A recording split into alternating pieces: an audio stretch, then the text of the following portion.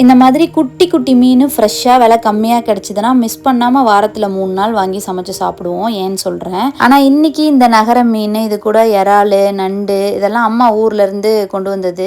So இறால் வந்து குழந்த பிறந்துருச்சுன்னா நீ ஃபீட் பண்ணுற டைம் சாப்பிட்டா நல்லது கிடையாது. இப்போவே ஆசைக்கு 2 3 சாப்பிட்டுக்கோ, அளவாக சாப்பிடு அப்படின்ற மாதிரிலாம் அம்மா அட்வைஸ் பண்ணிட்டு இருந்தாங்க. வாயை கட்டினா தான் புள்ள அப்படின்ற மாதிரி பழமொழிலாம் சொல்லி நம்மளை ஒரு கண்ட்ரோலாக வச்சுக்கிறது வந்து பார்த்திங்கன்னா அம்மா தான். அண்ட் ஃபீட் பண்ணுறப்ப அது சாப்பிடக்கூடாது, இது சாப்பிடக்கூடாது, குழந்தைக்கு சேராது, அந்த மாதிரி அட்வைசஸ் நிறைய பேர் சொல்லி கேள்விப்பட்டிருப்போம்.